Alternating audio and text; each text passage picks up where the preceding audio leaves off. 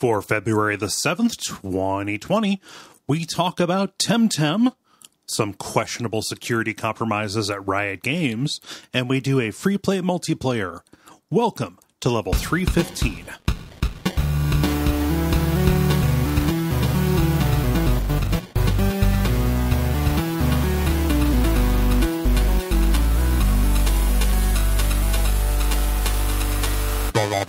My name is Kole Ross. I'm Dennis Furia. I'm David Mysmith. And I'm Ben Merkel. And you're listening to The Level. It's a podcast for people who love video games.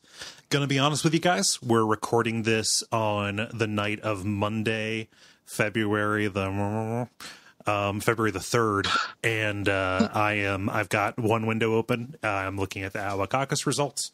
So if you hear me go at some point, it's because results came in. So just gonna somehow Trump won the Ohio. How did we screw that one up so bad? What would constitute a positive wah versus a negative wah? And the sound? Correct. Bloomberg win? I need to know how to differentiate. Bloomberg's not in this caucus. Thank God. So you're like if I go, oh, then that's positive.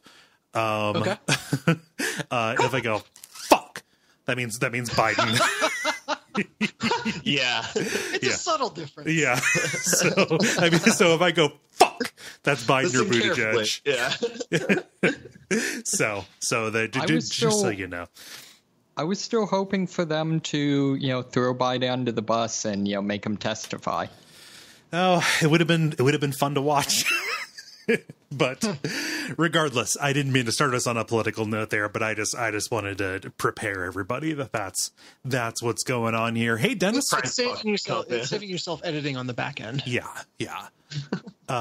So yeah, people we hear me react to this news 3 days after it happens. Call that time travel. Hey, Dennis, welcome back. Hiya. Yeah. Hiya. You've been away. It's good to have you back. Technically, I've also been time traveling while I was gone. It's just forward at the normal rate. Well, so. Yeah. I mean, we edit that out. That's just statistical noise. I thought you were going to go with like time zones on that because you have been traveling. Yeah, this is true. I didn't get out of the time zone though. I went to Philadelphia. That was cool, and I went to New York. But both of those are still in Eastern. So gotcha. If you're flying though, you're slightly younger than we are. Yep, this is true. I'm prolonging my life by doing this travel. That's the benefit. How does flying make you slightly younger? The faster you travel, the slightly slower time goes for you compared to other people. Yeah, this is correct. But it's on the time zone note. I have a client that for some reason has it melded in their heads that I'm in Central. Yeah, that happens. And I've had to correct that several times, and they just can't get over it. And so we've had several little snafus. By all rights, Ohio should not be in the Eastern time zone. Also, we shouldn't have time zones. Yes. Yes. Wait, what's the alternative to time zones? Universal Standard Time. But then wouldn't that just be like every, half the world has to work at night? Well, yeah. It would be the daytime because the sun is out. So this is it's like this in China. There's one time zone there, and so 7 p.m. for some people has two very different connotations. You know. See, I feel like that would just result in some people are effing screwed. I just want universal time zones so that the song 9 in the afternoon can make sense. Oh yeah. No, like you wouldn't you wouldn't always go to work at 9 a.m. regardless of if the sun was down at that time. Like you would go to work at whatever the regular start of the day is for you. I'm like sorry, when the sun but comes out. Have you been to America? You would always go to work at 9 a.m. regardless of what the sun was doing. You raise a good point, and I'll get off my soapbox about time zones. It makes me sound like a crank, but it is absolutely the way to go. What David is advocating for is universal standard schedule. Yes. Yep. Oh man. Well, yep. It's nice having you back. I don't really have any story for my week. It's mostly just been assignment play like usual. How about you, David? Not a whole lot. Prepping for some martial arts event in coming up in May. So we've got a member of our group that's a former mixed martial artist. So he's been teaching us a lot of stand-up, clinch, wrestling, that sort of stuff. So that's been a lot of fun. Nice. And it's also been kind of cool because, having a, access to a stick while you're grappling changes a lot of things. Mm-hmm. Sounds like mugging defense. Like, no, get away. Yeah, very much. Yeah. Well, that's cool. How about you, Ben? Yeah, I was talking about before the pre-roll, I got to go to Portland over the weekend and take the train down there. And so I really like taking trains places. It's very romantic, and you get to read a book and you get to talk to people. And it's like, I don't know, it's like the best version of like an airplane ride, I guess. You get to solve a murder. Man, it made me think of Around the World in 80 Days or whatever the one game was. Oh, What's the yeah. name of that game? Yeah, 80 days. It's amazing. Yeah. That was great. Yeah. I mean, you could pretend there was a murder and try and solve it. It'd be really hard because there's no crime to solve. Yeah. And at we the did end, get you through would a tunnel at one point. And it made me think of that, but there were lights on in the train. It's like, oh yeah, this isn't a problem. Yeah, no. Man, that's why rail travel's dying. Not enough murders. I would love to see actual murders on rail travel versus murders in fiction on rail travel. Yeah, I think the difference is exponential. Yeah, I want to just do like a general poll, like just a cross section, like ask people how likely are you to be murdered on a train, and ask them how likely are you how likely are you to get into a plane accident, and see which one people think is more dangerous than it actually is. Ooh. Oh, so I thought you're going to go with, in order to figure out how accurate it is, you have to also ask them how likely are you to murder someone on a train. I mean, compare the two numbers. Based on what Ben's saying, far less likely because you're just in a better mood, you know. Yeah, because it's less onerous conditions. You also want to figure out how likely you are to get murdered on a train by a plane crashing into you. Ooh, that's what we call a black swan event. Yeah. I see. Third and final question of the survey: have you ever been murdered on a train? Yeah, no, that helps you factor out ghosts who are trying to throw off the results. This helps you figure out if you're on a ghost train or not. Very important to figure out early on. Yeah, no, you got to figure out if you got to suplex it. That's a Final Fantasy joke. You swept me. Fourth, we all fell over ourselves to get to that joke. Hey, everybody, remember Final Fantasy VI? Oh man. So man, we're full of beans today. That means we should do a regular kind of show, I think, if we are good to go for it. We've got the regular kind of show for you, the grind, the multiplayer, and what about it? Why not the unboss? Yeah. And here we go with the grind, where we talk about the games we've been playing over the past period of time or so. Dennis, you've been away the longest, so I will throw to you first. Yeah, I feel like I got to start with a Pokey update. Ooh, okay. Is this is this solo poke, or is this tandem poke? This is Poke-Sun. Okay. No.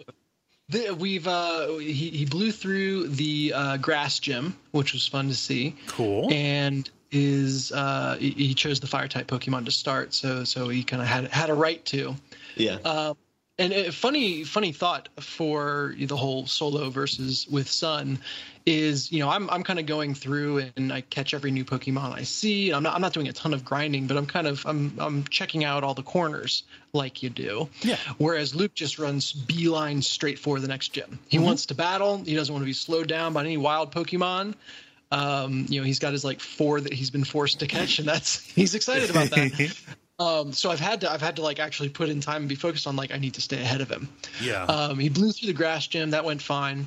And then he has hit his first brick wall in the water gym. Okay. Yeah. No, maybe he's fire type. Yeah. Fire type is weak to water type. And he actually picked up a Vulpix on the way. That's one of his other Pokemon. So he's got 2 fire type Pokemon. Oh, geez. Yeah. Doubling down.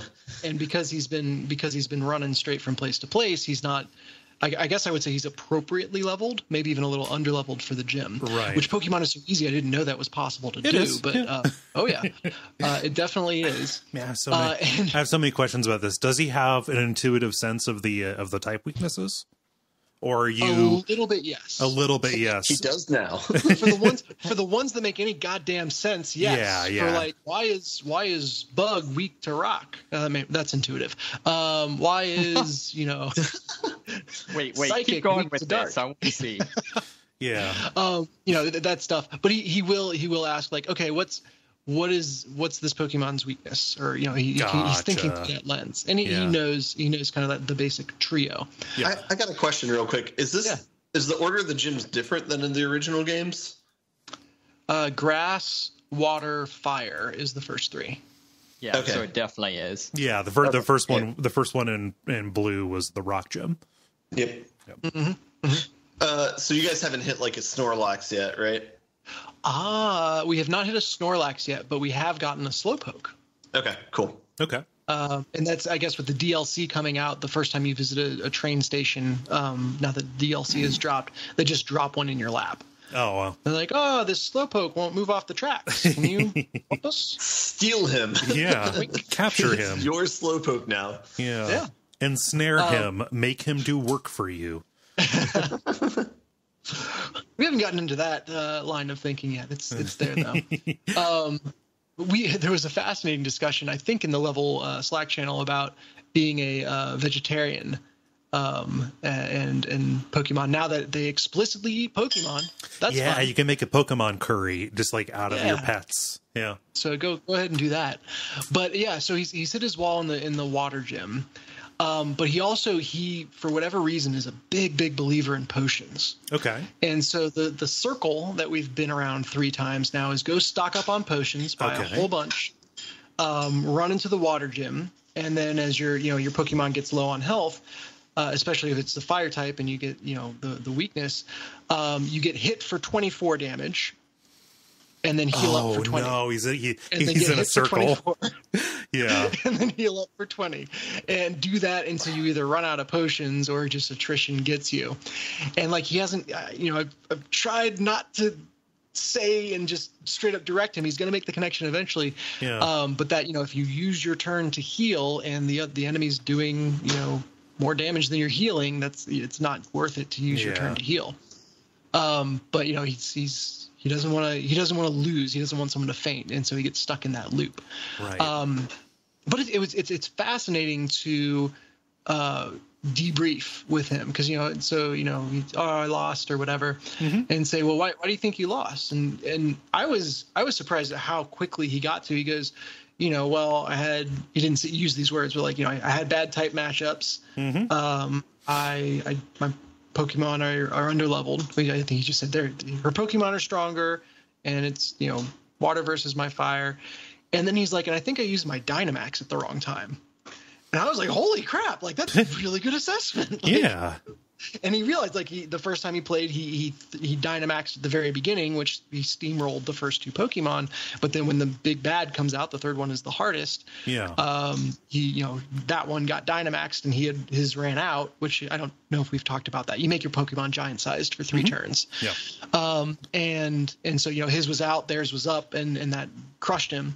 And so he's like adjusting his tactics to now he knows to Dynamax when on the 3rd Pokemon instead of the 1st, and he got to that conclusion all by himself. So that was really fun to watch. Nice. The most exciting thing is still getting money when you win. Like that gets the whoops and hollers. It's like, I got $4,000. And he turned to me. He said, he goes, so they're gonna like mail it to me? Oh no. Oh. So have you explained it to him that no, you're just mugging these children? Yeah. I was like, I think it's only in the game, buddy. Yeah. Which it didn't deflate him as much as I thought it would. I think he kind of knew it was too good to be true, but the hope was there. Yeah, but like I don't know, he's only ever known a world with electronic money like that. Oh, and sure. You Yeah, pay for stuff absolutely. with your phone all the time. The Switch is like a phone, that is totally reasonable. Yeah. Yeah. So that was a great moment. But he's given the water gym 3 tries. He's decided now that he needs to go grind. So the next time he plays, he's going to go and level his Pokemon up a bit. Okay. And within that, like maybe he'll find some grass Pokemon or what have you. Right. But that's his progress so far. So somewhat related to what I've been doing, does Pokemon have double type weaknesses? In terms of like if you are weak on, if you have 2 types and both of them are weak to attack, you'll take like 4x damage instead of 2x. Right. I don't know the answer to that. Yeah, in the past it has. I don't know about Storm. So weaknesses stack potentially. Yeah. Okay. Yeah. Cool. Yeah, but I suppose it's related to TemTem, right? Yes. Okay, Yes. gotcha. I can't wait to hear about that. Yeah. I looked at it. I thought about taking the plunge, but I'm like, I'm literally playing Pokemon right now. Yeah, you don't want to tire yourself out, get fatigued on the double poke. Yeah. I can't take TemTem with me. What happens if a Pokemon has 2 types, one that's weak and one that's resistant towards a common source? I think that it either like balances out or it only does like a little bit more damage than usual. But do not quote me on that. It's super effective. Not. It would have been super effective. It's not very super effective. No. So I have 2 questions for you. I've been thinking about these whenever I thought about Pokemon since the last time you talked about this. So the first question is a follow-up. I remember you saying that he basically, when he ran into an enemy trainer and they said, "Oh, get out of here, we're doing something," etc., and he walked away and like thought that maybe if he came back later they would go away. Did he internalize that he had to fight them to make them move? Yeah, that was Team Yell. He did. He eventually got there. That's an important life lesson. That is, yeah. But it was, I mean, I think that's one of the places where I broke, and after he had sat in line for like 5 minutes, literally just waiting for him, I was like, I don't think they're gonna move unless you do something about it. Yeah. But that he won that one on the action. first try. And that was a big confidence booster because he was worried going into that one and then felt like a badass on the other side. Nice. The other question that I have, has he tried catching another trainer's Pokemon? Like, has he thrown a Pokeball? Like, gotcha. This, this teen wearing shorts has a really high level Pokemon that I want. I'm just gonna yoink, and then literally the last play session he tried that. Gotcha. It was in against the water gym, and I think he thought he saw a way around the bad matchup. And it does the whole like don't be a thief thing, right? So yeah, that was a learning moment. Yeah. Okay. Cool. I was curious about that. If it ended up working out. Which you have to. I think if you go through the regular, like there's a button you hit Y for Pokeballs, and then you can select there. Mm-hmm. I think that just like says, oh, you can't do that. Right.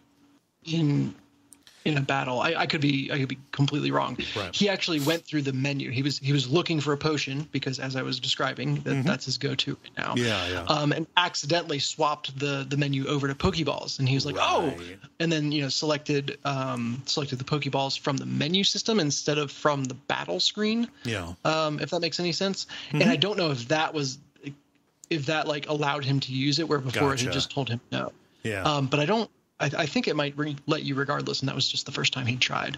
Gotcha. Has it always been like accusing you of being a thief? Is that always the text in the game? I don't know if it always accused you. It just never lets you do it. But at least in the first game, it just says that the other trainer like slaps the ball away. Mm-hmm. Oh yeah, and then it was like the other trainer knocks the ball away, and I thought it said something like "Don't be a thief" or something like that. At least in Red and Blue, like Team Rocket, the rival organization or whatever, like they're explicitly like Pokemon thieves. Like so like it'd be real bad if you started adopting their tactics. Let's say. Yeah. Yeah. Dog Don't sink to fighting their is level. one thing, but Dog napping. Oh goodness. So yeah, that's the Pokey update. Nice. I've also been playing Breath of the Wild, and I don't think I've talked about that on the show yet, have I? It's one of those. No, I think you mentioned that you were starting it like just when you talked about getting a Switch. Yeah. So this is me having had a chance to sink some time into a really cool game, and I wasn't expecting that they basically give you all your powers right up front. Yeah. And it looks like there's some upgrading that can happen. I'm to the part of the game where that's going on. But that was, I thought, was really cool, especially for my first like significant interaction with a Zelda game. Yeah. That it's just like here's a sandbox and here are all the tools. Go have fun. Wow. So that was really cool. The shrines, I got to get the terminology right. Shrines versus temples.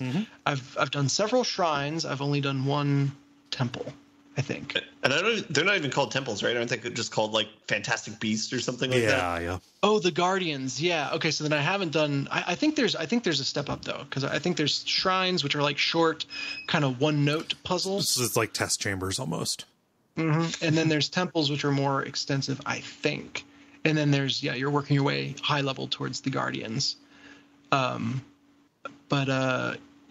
think that's how it works. But I also don't Zelda on the reg, so Yeah. It's a new formula, so most people, like even people, seasoned players, it's a new thing for them. Yeah. I've been really impressed though. Just the whole you can climb anything, the openness. Like of course there's a ton of open world games out there, but I think Zelda does a really good job taking that kind of unique magic and making it Zelda-esque, if you will. So yeah, that's been a lot of fun. Cooking is arcane magic that I really, really don't understand. It took me embarrassingly long to realize, you can light a fire under those pots and cook in those versus just throwing things on top of an open flame. Yeah. Yeah. So No, that was fun. It is weirdly arcane, the way you have to start a fire on that. Like, I really wish there was just a button to light it. I know that they were, really attached to the emergent physics kind of part of it, but also, I don't know. I kind of just want my healing items, please. Thank you. Well, and gating areas with cold was a little annoying. Like I won't lie, the first time that I was running towards a shrine and it was like, it's getting cold, you're gonna start losing health. I was kind of like, F you, I'll just sprint through, and paid the price for that. Yeah, no, like, those are gear gated or potion gated. And they put a bunch of spicy peppers that are made for cold resistance right outside the cold area, so it's forgiving in that sense. Yeah. But yeah, mostly I've just been following the main quest markers. I'm getting plenty of open world interaction. There was one giant rock golem kind of thing that I fought that I just kind of ran across, and that was fun. Yeah, the Guardians will mess you up. Yeah, they were interesting. But yeah, I'm kind of going the main quest, Critical Path Johnny route, if you will, and enjoying it. So it's a pretty cool game. It took me way longer than I'd like to admit to tame my first horse. I was hoofing it is the wrong term, but jogging it, doing it on foot. I thought you just like shield slid everywhere. That was my understanding of how this game worked. Maybe I'm doing it wrong. Or paraglide. I was relying on paragliding a lot. But yeah, it's just I think I didn't really internalize that once I had a horse, I would be able to just whistle for it at any time, like Argo style or Agro style. But now that I have it, that's opened things up. It is a learning curve to get it to ride the way you want. Like, Shadow of the Colossus did the thing where kind of it felt like you were guiding a living animal. Breath of the Wild is doing the thing where you're guiding a living animal that doesn't like you very much. So it looks like maybe you can upgrade your horses or kind of tame them better and improve their stats, that sort of thing. But right now there are certain times where I've gotten on my horse and tried to ride in a direction. I'm like, it would have been faster for me to just walk. Like, we are not communicating well. We do not work well. What we have here is a failure to communicate. So that's been like the one point of minor friction or frustration in the game so far. Everything else is, I haven't felt like it's unnecessarily stood in my way as I've been playing. Which of the great beasts are you going for first, or the legendary colossi, or what have you? Yeah. Is this just Shadow of the Colossus? That's pretty. Yeah, it takes notes. It takes notes from it. It's Colossus. I haven't decided yet. So I got to the laboratory where you like get the final round of upgrades for your Sheikah slate. Yeah. Which I was expecting it to act way more like a Switch than it did. I know, but it's like explicitly meant to look like a Switch, right? Yeah. Yeah. And I kept expecting all the powers to revolve around like actually doing things with your Switch, and have had none of that yet. No. This also came out on the Wii U, so there had to be parity between the two of them. And those two controllers do different things. Yeah. Super weird. Yeah. But I was expecting trace a maze across your Sheikah slate now, or stuff like that. And it just hasn't happened yet. They would be able to do that with the Wii U. However, with the Switch, they needed you to be able to play it in docked mode. Ah, there it is. Yep. Okay. Yep. And I've only ever played it in handheld, so didn't make that connection. Yep. Yeah. Enjoying that part of the Switch, having it so versatile. Mm-hmm. I haven't yet gone and played Super Smash Bros. With it just like set up on a table somewhere. I want to do that. Jen and I had it packed. We went and walked to a breakfast date.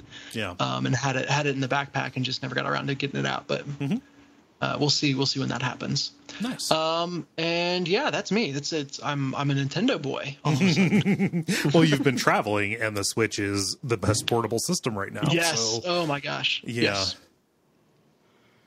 So that's me. Very cool. Let's see here. Who wants to go next? David, since you chimed in with TemTem there, or TemTem specific question, I'm going to segue to you. What you been doing? So a lot of TemTem. Cool. So I made it to the second Sky Island. Skyland. Yes, Skyland. Which I have to correct myself. Apparently, I was incorrect. The island you start on is Mediterranean inspired. Okay. Whereas the second island is overtly like Polynesian. Gotcha. Okay. So, and with that, I've be the second gym leader. However, whereas the first island only had one gym leader, this one has two, so I haven't made it to the third gym leader yet. Although the thing that's actually kind of cool that I didn't think about as much in the first one, I think just because, one point does not make a line or whatever. But it makes infinite lines. Yeah.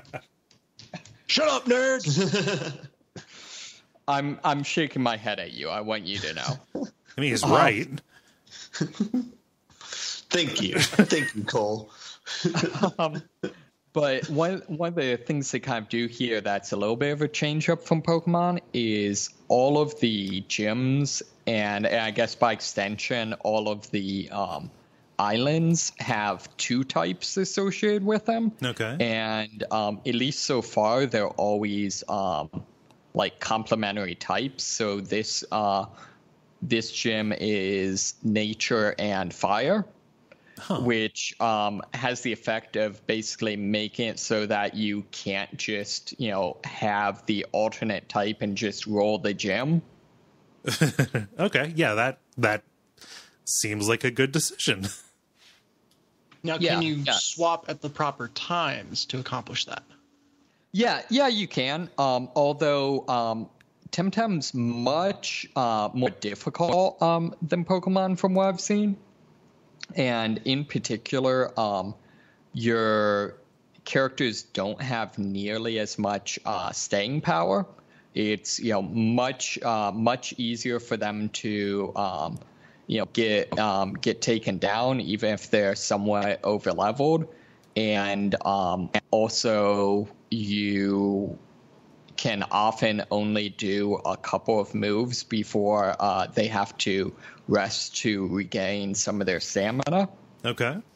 So the end result of that is it's, switching stuff like that is much more dangerous. On the other hand, though, since every fight is a doubles fight, it is kind of nice that just because you're switching, or if one of your TemTem gets knocked out, that doesn't mean you completely lose their turn. Okay.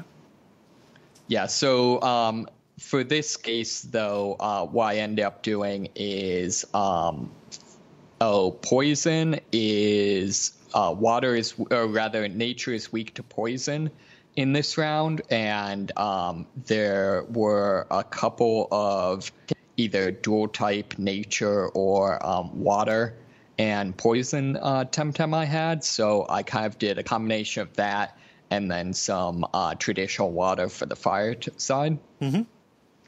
So so that's been a lot of fun. One of the other things I'd be interested actually to hear, Dennis, because I haven't played Pokemon in a while. One of the things that's really obvious to me, at least different from the old Pokemon games, is all of the stats are very transparent.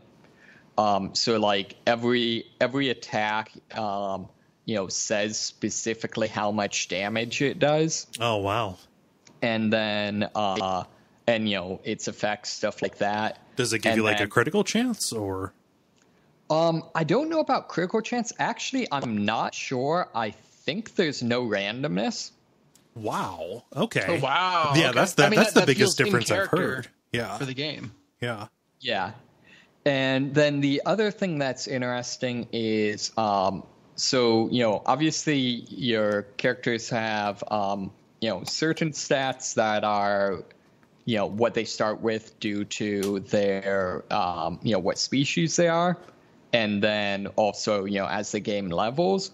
But then they have two other stats called SV single value that goes from 1 to 50 and is basically whenever you catch a TemTem or breed one, each stat has a range from 1 to 50, and that determines how much it goes up each level. Mm-hmm. Similarly, they have trainer values, which is basically every time you defeat a wild TemTem, you gain a couple of trainer values in a stat that's dependent on the species that you beat.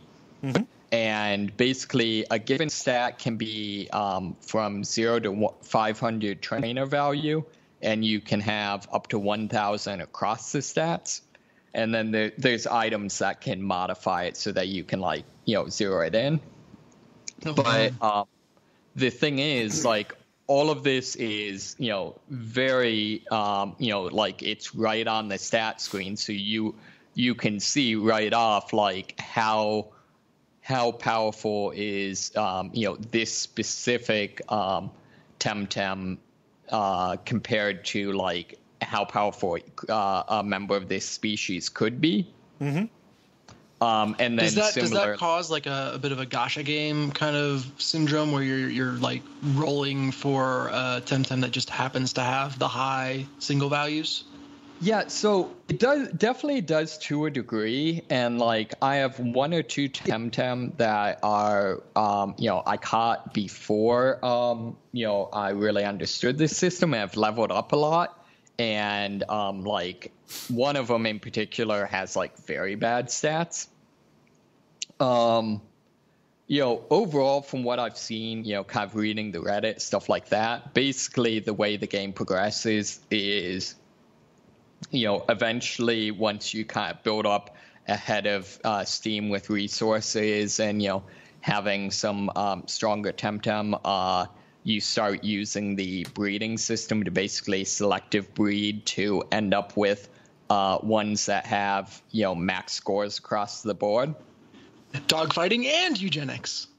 Yeah, exactly. I mean, like, it's always been that, but like the changes that they've made has, like, it seems almost entirely catered to people who would have engaged with that system and like put up with the randomness ahead of time, in order to get the results. But here it seems like catered to the numbers focused Pokemon player.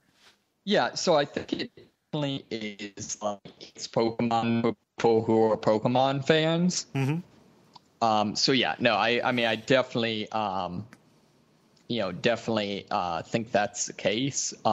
One thing that does kind of support this whole thing is the main way of getting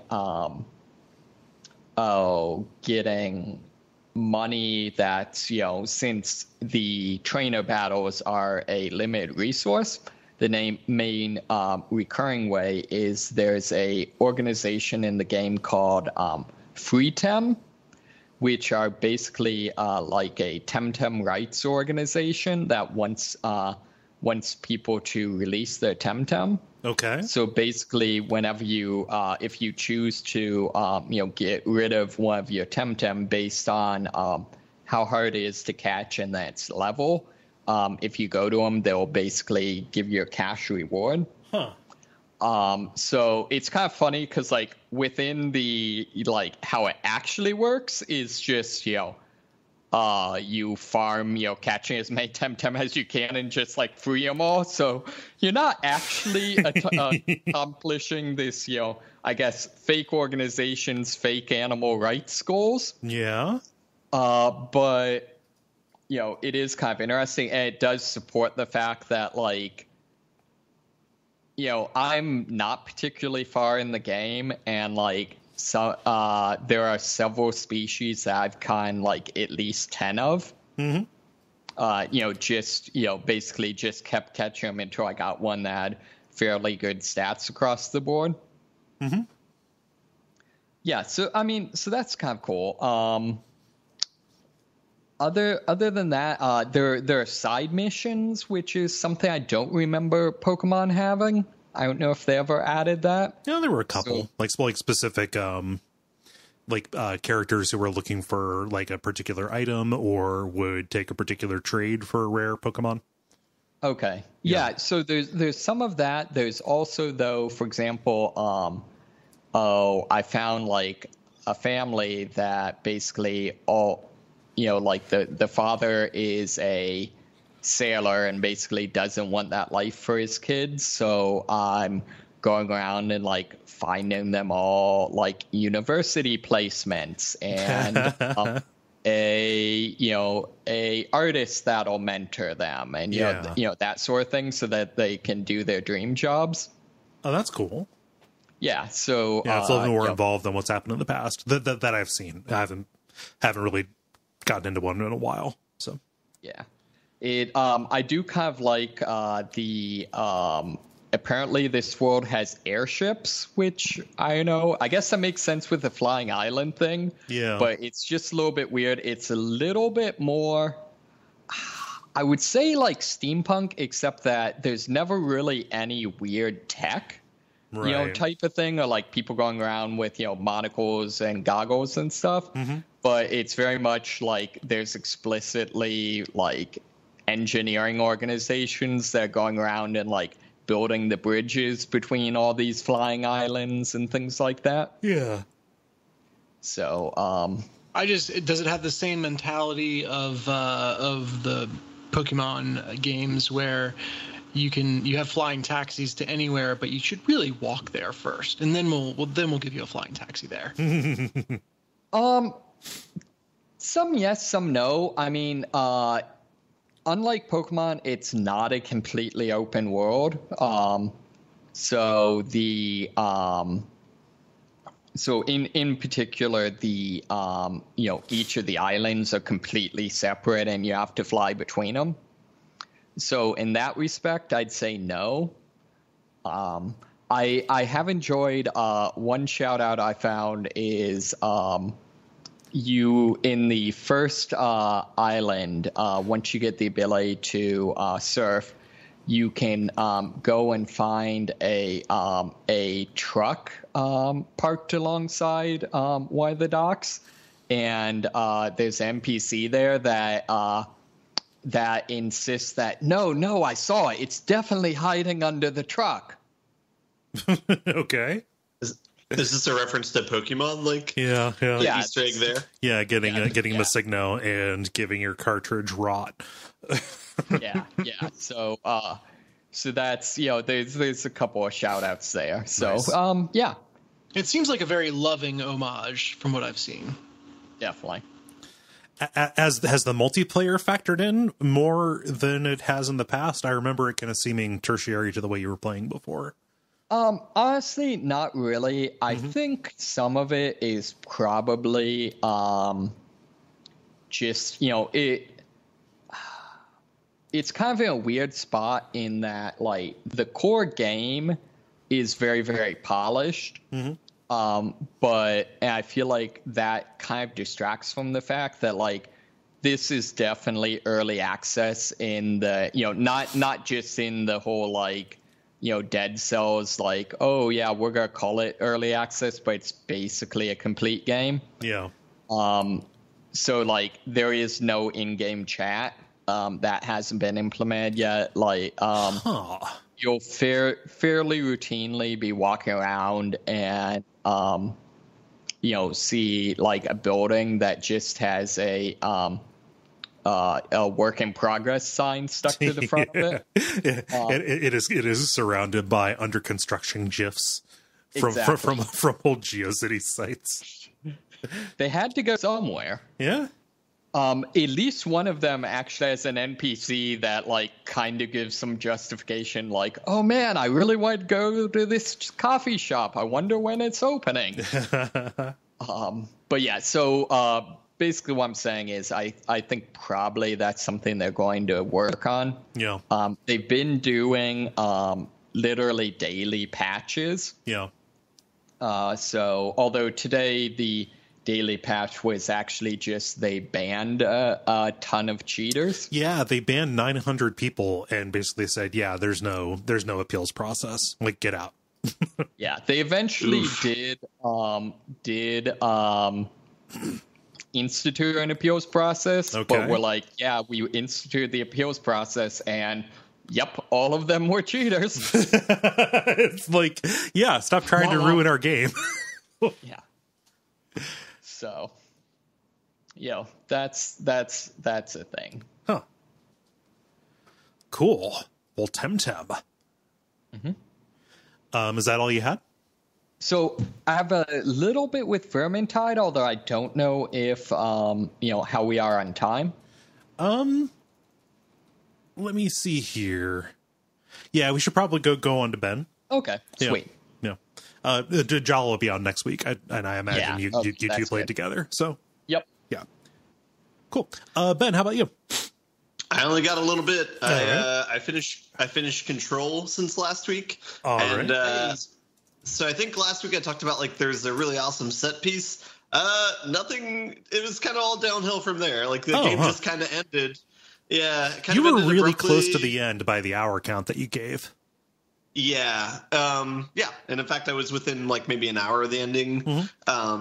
So I finished it. It just kind of ended. The game, like, you can continue on after the story end and still, like, do things in perpetuity, maybe. Or I'm not sure how many, like, straight corners there are, but it was kind of a little bit of a letdown. Like, I think I mentioned last week that, they kind of set up a lot of different stories, but then they kind of hadn't paid off yet, or they hadn't really came together yet. And so that's kind of how the game ends. So I don't know if they were trying to, like, start like a franchise out of this maybe or something where it's like this was the first entry and then it would go on from there with the same characters. I could see it also having DLC hooks. I know that there's like a season pass that's around. Yeah, and I know they did that with Alan Wake a little bit, but at least Alan Wake like had a pretty cohesive ending to it. So that was a little bit disappointing. I mean, it's still like the combat's fun and like the game itself has a lot of really good settings and like the art style is like really good, but kind of didn't didn't really come together. It was kind of, as in the words of like BoJack Horseman, it was kind of like Becker. It had all the pieces, but it just didn't come together. It wasn't a great game. Man, it's been first since I thought about Becker. Yeah, I know. But yeah, and that's pretty much all I got. I was out of town this weekend, so I didn't do my typical weekend gaming with friends. So yeah, I'm just a little bit of Control. So I don't know if you guys have any questions about the rest of Control or not. But I mean, so do you get any powers that substantially change the combat loop? I mean, as far as I got, it added the telekinesis, and that was engaging. It was some, the best feeling telekinesis I've gotten. Are there substantial twists or wrinkles added beyond that? Yeah, and I guess maybe I'll give this away. It's like halfway through the game, you get the ability to jump up in the air and kind of hover a little bit. Okay. But more or less like fly hover. Yeah. And that like substantially changes how you see the game. Because like one, it makes combat way different because you can just like fly above people and then throw stuff down at them. But then also like the way you traverse the map changes a whole bunch. You can actually like get around a lot more easily than you could before. Is it in the canon that you get this power by just simply realizing, oh, hey, I could be using telekinesis on myself? So the way they do it narratively is there's these things called objects of power kind of straight around the Control like embassy. And it's basically random objects. I guess I think one of them might be like a horse or a pony, like the quarter operated things that you ride. It's like stuff like that. It's just random knickknacks or whatever. The one that gives you telekinesis is a floppy disk. Okay. Yeah. And so if you find those things, like it kind of takes you to this abstract area, which does not look dissimilar from how people test games. It's like something like that. And you go there and you like fight some things and then you're given an ability. Yeah. So, I don't know. It's there's definitely cool parts to the game, but I don't know. Is there a new game plus mode where you start over with all your powers? No, at the end of the narrative, you're just in the same area that you are, and it's you can run around the entire map. So like the narrative kind of like gives you places to explore within the map, and you open up some areas as you do that. But when you're done with the game, you can still explore the same area, and it's like, so the thing is, it'll still spawn like the enemies that you typically have, so you can still fight things. And I imagine there's still like collectibles and stuff that you can go through and get. But I personally am not too motivated to go through and continue exploring the world, or I don't feel like. Yeah, I was gonna say it sounds like this would be diminished on a replay because you're losing all the powers that you've gained, and there a lot of the surprises or twists are laid out for you. Yeah. Yep. Yeah. So a solid play once, which I don't mind. I think the world needs more games that are designed to be gone through once. Yeah. Versus the ever game. That's what Remedy does. I agree with you with that opinion, but I would still say that even the first playthrough of the game is like just okay. It's not like I don't know. It doesn't rise above the like that's fine status, Yeah. Huh. Yeah, I don't necessarily have that many more questions. Like, it's weirdly, and do not take offense to this. Nothing you said has made me like less excited to play more of this.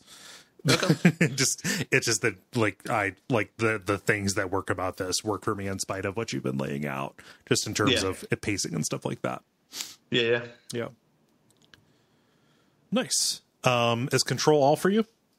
Yep, that's all I got. Gotcha. For me, I don't have very much. It's a lot of like little bits and pieces of things. So over the weekend, I just might as well do the stream report here. Began streaming The Walking Dead Season 2. Ooh. It's actually fine. Do you import your saves from 1 when you start 2? Yes. Okay.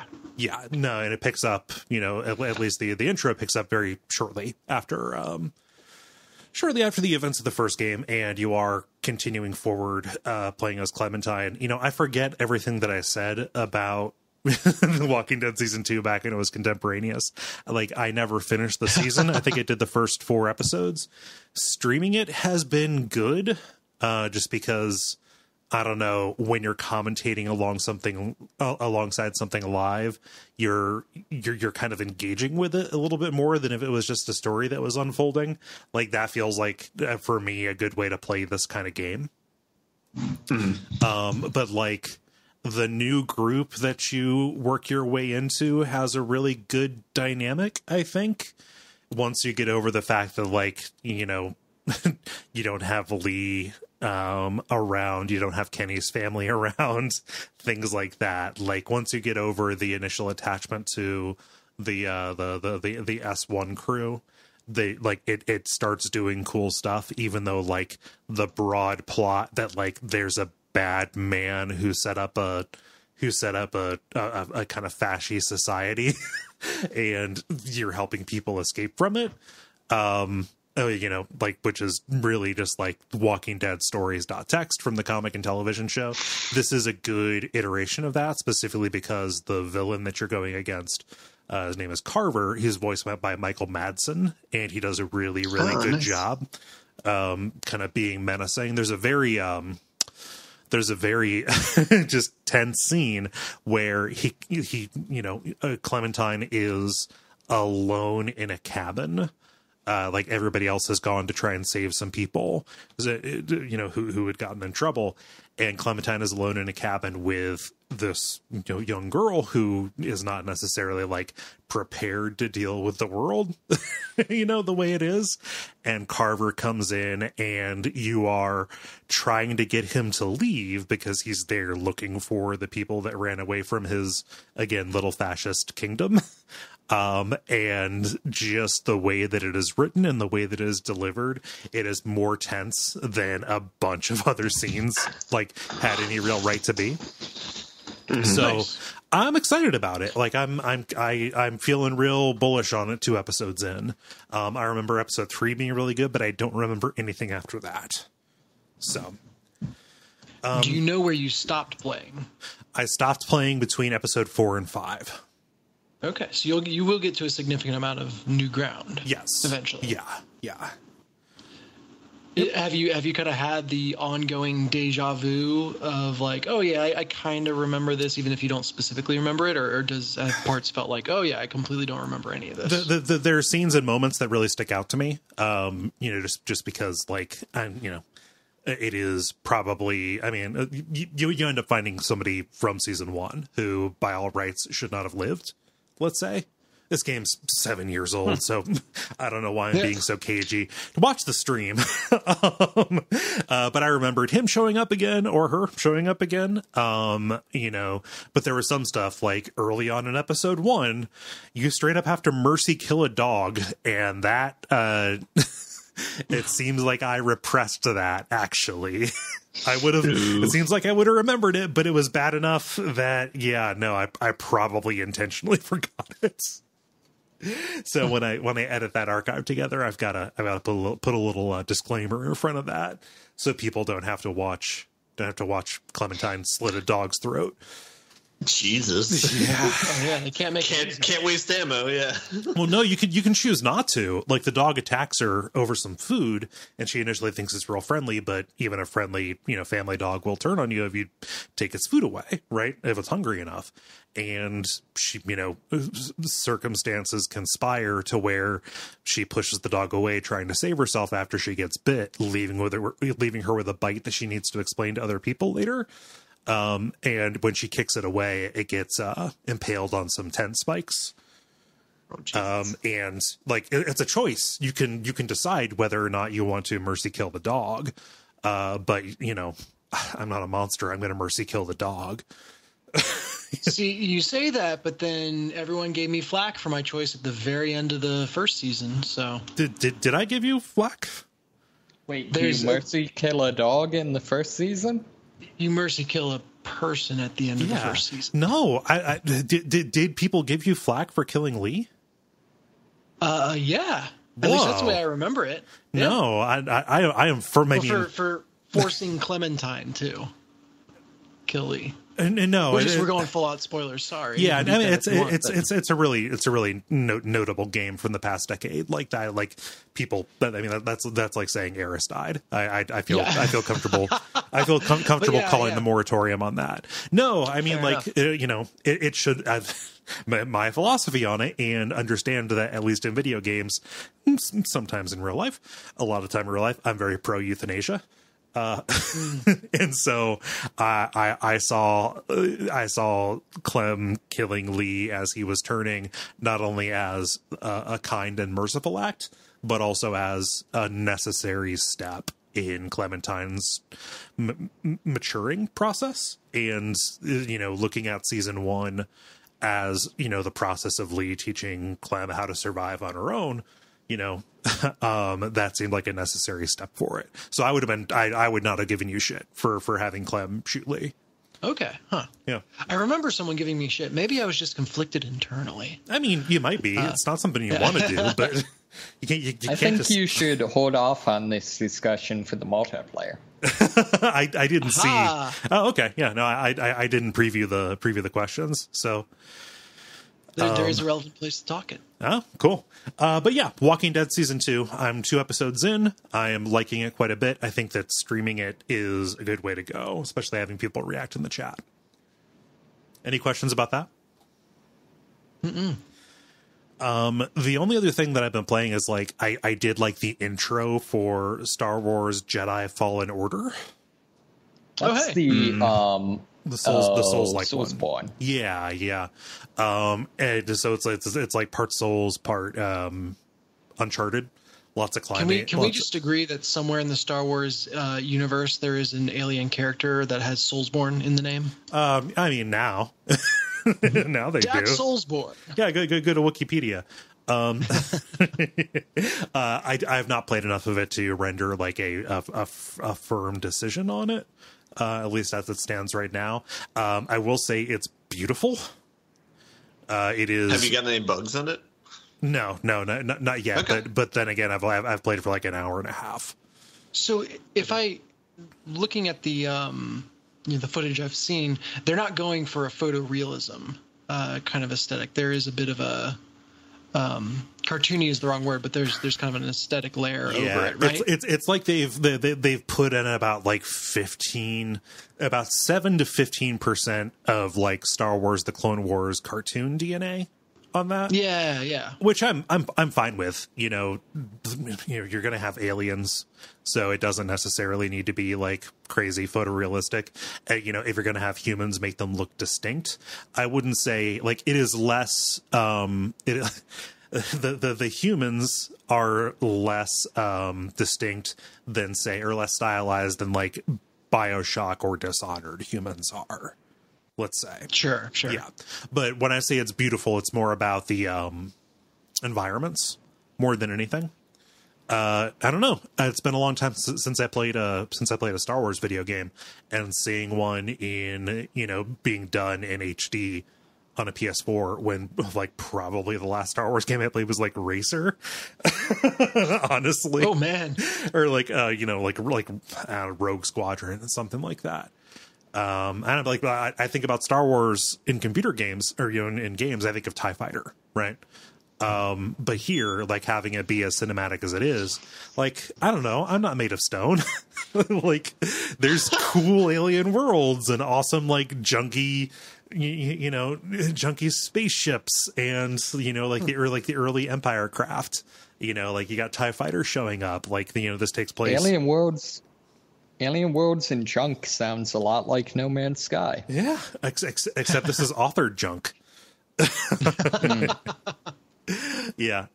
So I dipped into that and I only quit. Like it is, there's some parts of it that are so incredibly Soulsborne that like in the opening, kind of the equivalent of maybe Firelink or the Undead Burg, there is a little side path you can go down that has what feels like an optional mini boss who will kill you in one hit, which is a real, Dark Souls, Bloodborne, Hallmark style thing. I made a couple of tries at that and I got frustrated and I put it down. and I went back to playing games for work as opposed to for fun. But like, that was my only kind of like moment of Dark frustration. Souls. A little bit, yeah. Yeah. But no, I don't know. Like, I'm kind of cool for a game that takes place after the Order 66, and you're a Jedi on the run from the law trying to put the Order back together. That's cool to me. It's really weird to see a Jedi just like straight up fall off of a cliff or like die to stormtrooper fire like I did. Like, Jedi just don't do that. So it's a bit of a mismatch for the Soulsborne thing, but at some point I feel like they need to explain how Order, whatever, Rule 34 or whatever, was so incredibly ineffective. I don't know. It only takes a couple of people to keep the religion alive. Mm-hmm. Got to teach more people. Yeah. I mean, and also the series had to, the series had to continue. We're up so there's an ontological canonically at least like 6. It depends how you it depends how you define canon. Also, 6 Jedi out of however many is pretty good for Order 66. Yes, yeah. So I'll report back with more of that when I play some more. I have no idea how to write Star Wars Jedi. Star Wars : Jedi - Fallen Order. I need to see how they actually do that. This is the titles are so dumb.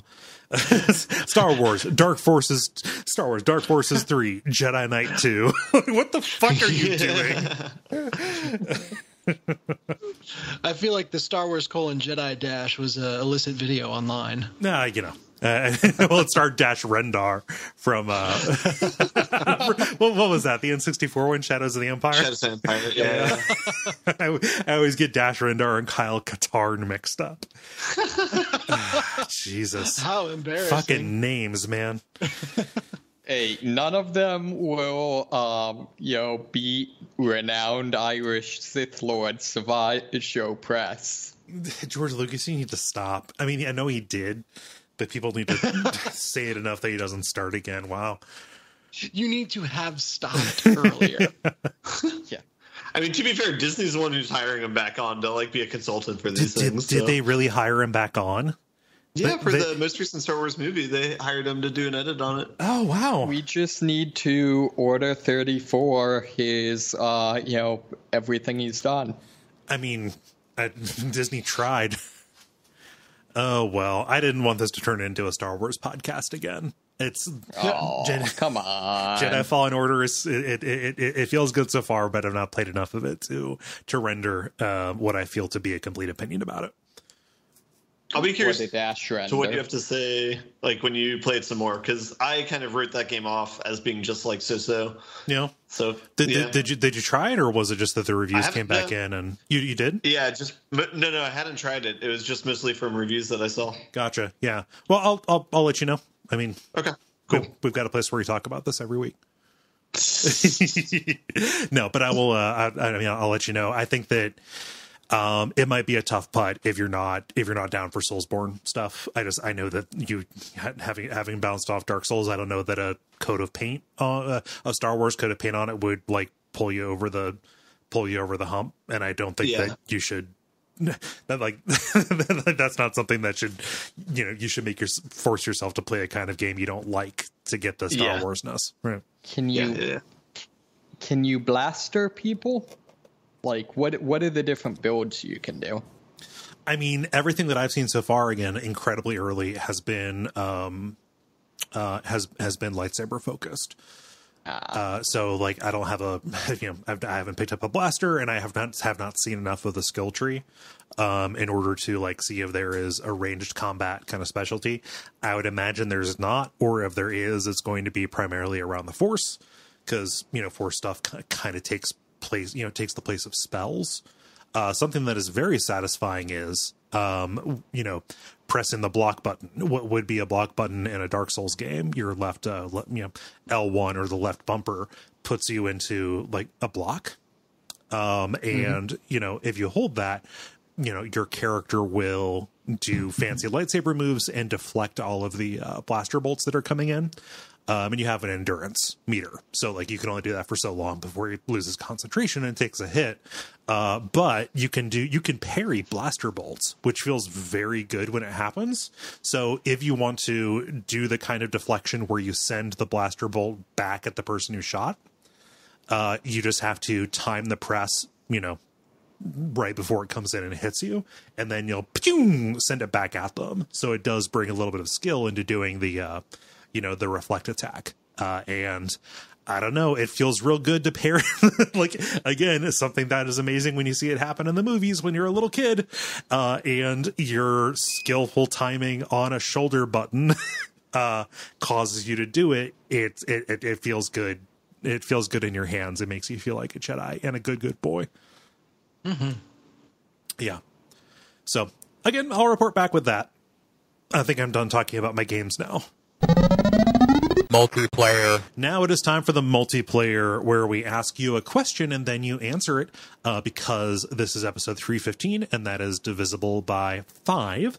That means that we are doing a free play multiplayer. That's where we turn the tables and you ask us questions in a nice little subversion of the form.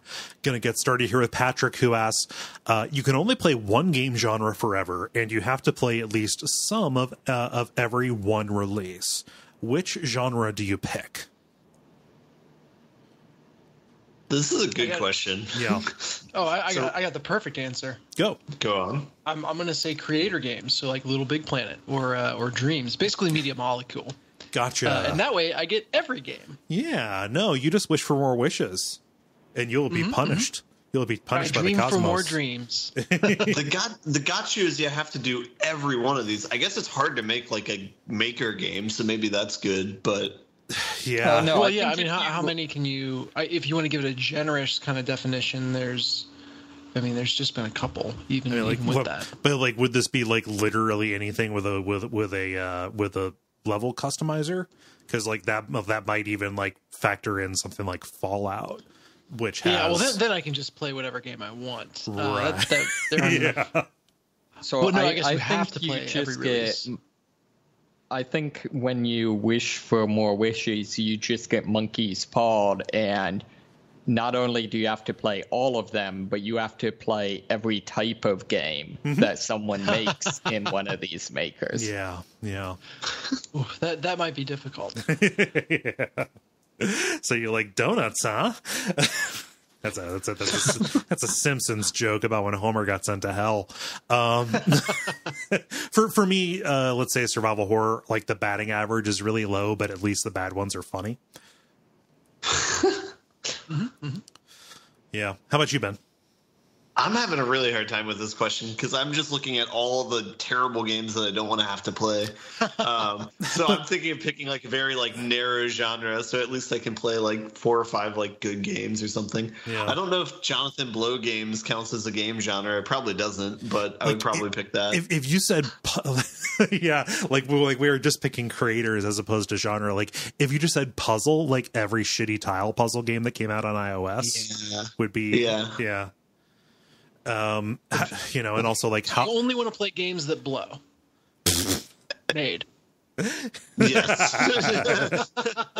Last one's important. How about you, David? Is Ubisoft a genre? I think that if you said open world with collectibles and lots of missions and stuff, I think that would probably I would know what you meant. Yeah. We call it tower climber games. Yeah, tower climbers. Tower climbers? Yeah. Like the first thing you have to do in any area. I'm sorry. Yeah. I was thinking, are you mean like Shadow of the Colossus? Like no. I get what you're saying now. Yeah, like exactly. Under this definition, like Breath of the Wild would factor in on that. Yeah, that's true. Yeah. I think that's probably what I'd go to. Although I do have to say, this wouldn't be mine, but like Zelda likes or whatever would be a pretty good choice. What open world game does not have towers to climb? I mean, TemTem. I'm going to move us on here. Greg asks, do you keep any food or drinks handy when you game? And if so, what's your pleasure? I mean, nothing special, like always water. If I'm feeling saucy, or depending on the time of day, coffee or Diet Coke. Mm-hmm. Yeah. In terms of beverages, as far as food, not really. If I'm gonna eat, I'm gonna eat. I really don't care for snacking while I play. I've almost always got a bubble water of some sort at hand while I'm playing. But food, I don't think I really have food on hand either. No. Now, playing Overcooked is a different story. Right. But So I think for me, the only times that I get food ready when I play games is when I'm doing it for like a stream of some sort. I know I did this with my friend in Austin a couple times. I did it for Duckstream. Mm-hmm. And usually those are like late night endeavors. So it's usually like caffeinated beverages and junk food. So yeah. Mm-hmm. Now, the tricky part about snacks is getting something that's not going to be all over your hands. So like almonds, or like any kind of like non-greasy nut is always good, Mm-hmm. Yeah. Mm-hmm. How about you, David? Yeah, I generally don't tend to do that. Probably the most equivalent like multitasking type thing I tend to do is like listening to D&D podcasts while I play. Yeah. So, get that dice camera action going on. But in terms of actual food, I'm not that coordinated. Yeah. Yep. Let's see here. Noah asks, what is the hardest choice you've ever had to make in a game? This is tough to get into without spoilers. Yeah.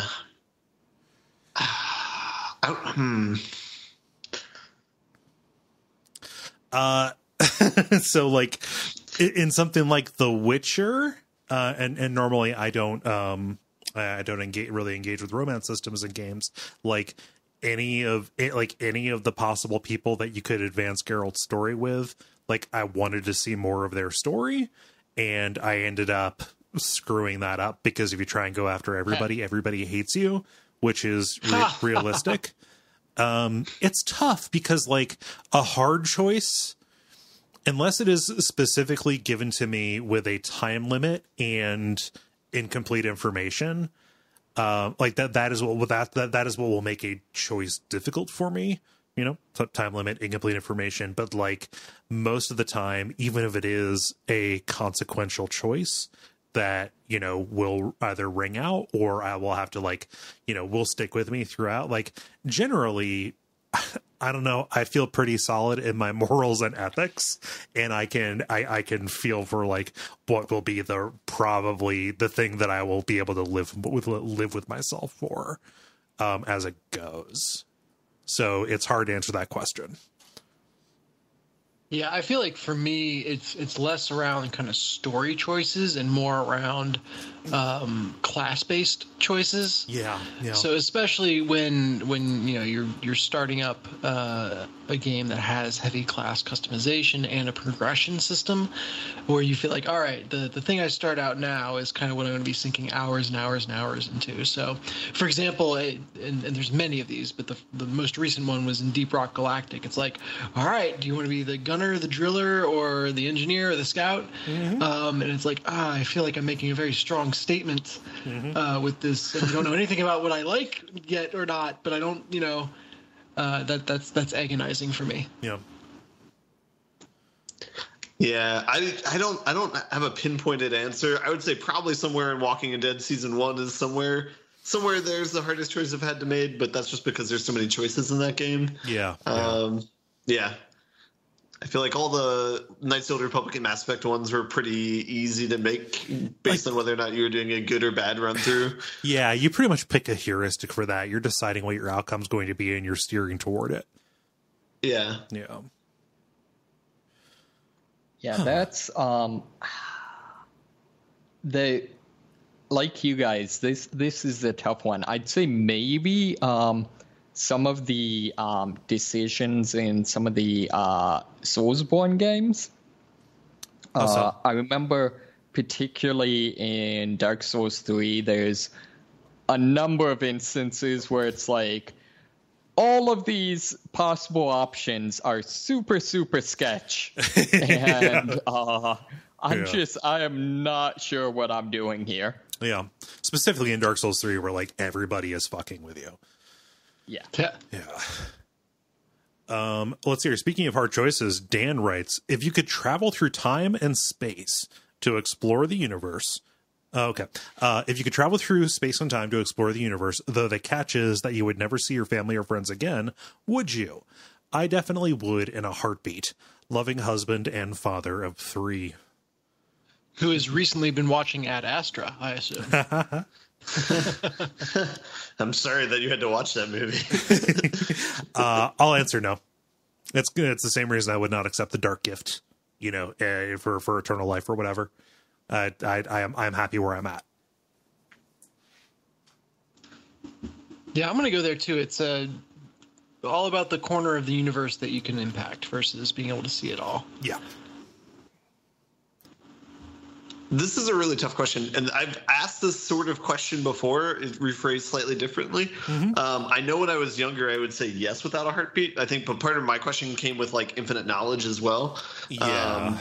Well, let's say this: travel through space and time to explore the universe with the guarantee that there's other intelligent life out there. That might change the dynamic a little. I don't think it would tip the scales, but it makes it a harder choice. And also the fact that you have to sever all of your connections means that you would not be able to like do anything with that information. Yeah, exactly. If I could go back and like, I don't know, save the Great Library of Alexandria, like it seems like you would just be an observer for all of this and would not be able to impact. Yeah, that's the second that you bonded with someone enough to consider them a friend, you would not be able to access them. Right. You would jump. you would jump. There's a writing prompt for you. Ouch. Yeah. No, it just seems like a lonely existence to me. How about you, David? I think I would seriously consider it. Yeah. Yeah. Yeah.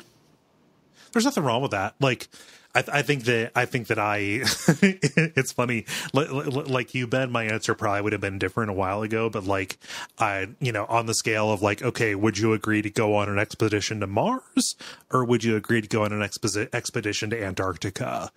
Not Mars, definitely Antarctica. I think that's definitely where I fall right now. That's a really good question though. Yeah. So it's a thinker. It's one that I would ask over substances. Or maybe at an eggs restaurant after midnight. No, it has to be Denny's. Well, that's what I meant by eggs restaurant. But maybe Waffle House. Maybe. Yeah, but I don't want to rule out like an IHOP or a Perkins or something like that. Perkins is stretching. Perkins is good. Those potato pancakes, man. You can't fuck with those potato pancakes, man. If you have to find the Perkins to go to first. Yeah. I think we need to be honest with ourselves. If you're eating at a Perkins, the answer is yes, because you have no ties to cut. I occasionally take my grandma to Perkins because she likes the potato pancakes. It's a treat. We get to spend time together. Damn it! So the Perkins that was near my house growing up had the bubble of the pea burnt out, so it was Jerkins, and we just thought that was so delightful. That is very funny. Never ate there, just made fun of it all the time. Yeah. I mean, it's an eggs restaurant that has a good bakery counter. Let's see here. Casey writes, if you could get one free high-end cosplay outfit custom made for you, which character would you pick? James Sunderland, Silent Hill 2. Ooh, nice. Yeah. This is not even a question. A Titanfall pilot with Titan. God damn it. Of course you'd get a Gundam. Okay, all right. No, I already gave my answer, so I'll stick with it. I'll be here in my shitty military jacket. Well, Dennis has a Gundam with his wife and kids. You realize how easy that jacket is to get. By which I mean I'm wearing it right now. Oh yeah, the M65. You can just go to any literally any military surplus store. Yeah, no, I just. It's fine, but I don't know. Now you've got me planning my Gundam family. I'll try and elevate Cole's answer, and I'll say I'll take a Pyramid Head costume, and then we can go cosplay together. Yeah. Chase me around. Yeah. Mm-hmm. How about you, David? I feel like there's two ways I could go with this. Like, most of my cosplay is not a character; it's just like steampunk, just a style. Yeah, you're doing OC. In which case, definitely my go-to is kind of the Final Fantasy, like, let's mash up, plate armor and street clothes. Yeah. However, if I was actually doing a character, I think definitely one of the hunters from Bloodborne. Probably with the one of, like, the earlier, wherever the early armor set with, like, the trench coat with the high-laced collar and the tricorn hat. It's badass. It's really good. Get your Brotherhood of the Wolf on. Yeah, that collar is so high it feels wrong to call it a collar. There's got to be a better name for it. It's like part of a cowl. Speaking within, like, the BDSM community, it would be, I think it's called, like, a mouth corset or something. Cool. I was going to say it's a hood, but it's balding. But, and definitely would have to go with either the Saw Cleaver or the Saw Spear. Although the wherever the giant hammer would just be the Kirk hammer. Yeah. Because I feel like that's one of those things, I don't know, you read these articles about, like, hey, if you ever tried to make, say, a Batman movie and tried to make the physics and the costume look like it does in the comics, it won't work. I feel like that's one of them where if you, in live action, tried to have a hammer that big, it would just look dumb. Well, you would just be walking around with a boulder on your back. Right. Yeah. Bloodborne's a good answer. I approve. Let's hear. Roop says, what game series needs a Platinum Games treatment? So I'm going to specify this and say, imagine the move from regular Metal Gear Solid to Metal Gear Rising Revengeance. So character action focus and goofy and over the top. I'm going to say Disco Elysium for mine because it'll be a faster pace so I can get through the game more quickly. A lot less reading. Yeah. Yeah. How about you, David? This seems to be like it'd be up your alley. Oh, there's so many good ways you could go with this. Like one of them, actually, to follow the theme, would be like a Bloodborne. Just because, like, one of my favorite, I guess, kind of ways of viewing the Soulsborne series in general, and like Bloodborne specifically, is I feel like Soulsborne I see as being sort of the Souls games as being the ultimate sort of like night simulator, and Bloodborne being kind of the ultimate vampire hunter simulator. So just turning that up to 11 would be awesome. Two real quick just shout outs though for other things that would be great would be GTA. And actually Star Wars. They kind of did that already with Force Unleashed. See, Platinum I feel like didn't Force do it, Unleashed but was much too grounded. Like, I don't remember fighting any bosses that were at least 5 stories tall. Okay, you do rip a Star Destroyer out of the sky. Oh, okay. No, you don't. You spend 6 hours trying to. I'm still salty about that. Okay, sorry. No, I took I forgot you played that. I took the bullet point off the back of the box. I would say I don't know if Shadow of War accomplishes this, but a Lord of the Rings game. I think back to like the PlayStation 2 movie tie-in games. No, those were great. Really fun fighters, and the whole thing was built around kind of building up to your rage mode, essentially, in which case you would just lay waste to everyone with one hit. And that felt real good. So Shadow of War feels more like a step towards Assassin's Creed than a step towards a Platinum game. Yeah. So I would love to see go straight for that. If that is what you want from a game, you need to play Shadow of War, because that is exactly what Shadow of War is. Okay, I must have just not gotten far enough. It was, I think, Oh yeah. a, Have you gotten to the point where your entire skill set changes? No. Jeez. No. Okay. I think it was a PlayStation Plus game. Yeah, there's a late game twist that dramatically changes things, both making the story almost coherent, and it definitely gets to that. Yeah. This is the second Lord of the Rings game, right? Right. Yes. Okay. It's the second one. It goes much more off the rails.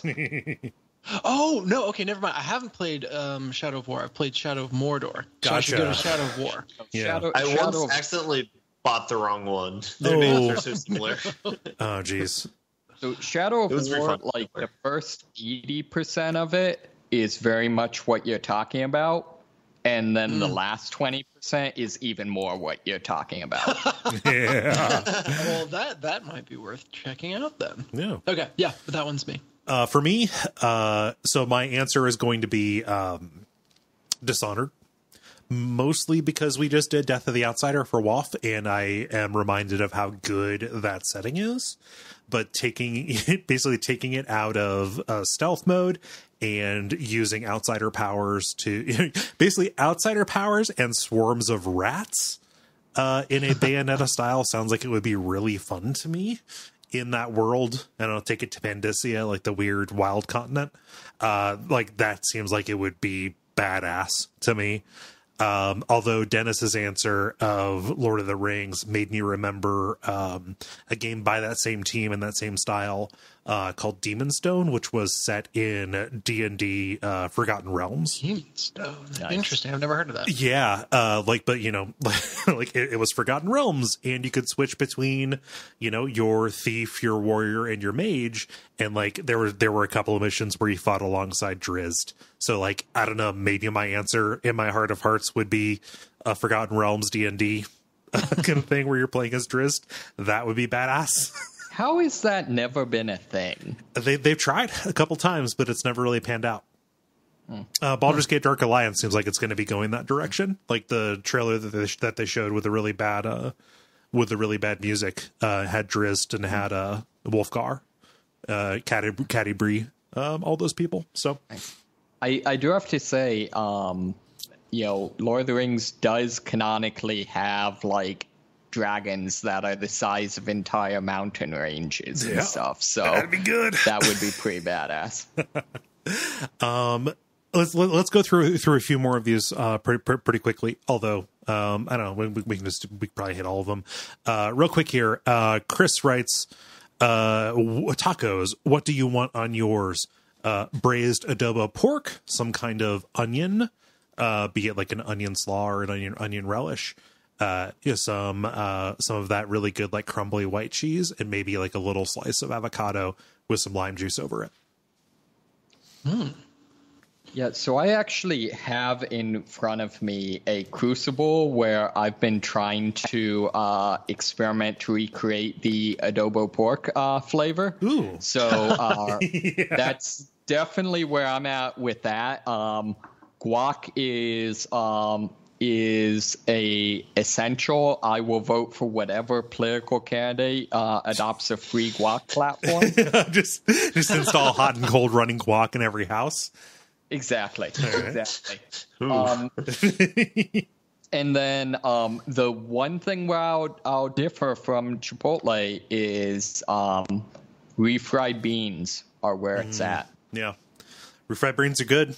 Can't have too many of them, but yeah, refried beans are good. And that weird Mexican sausage. I forget what it's called. Oh, chorizo. Chorizo. Yeah, Yes. just a little bit of that. Yeah, although you invoking chorizo makes me think of a breakfast taco, which would be very good.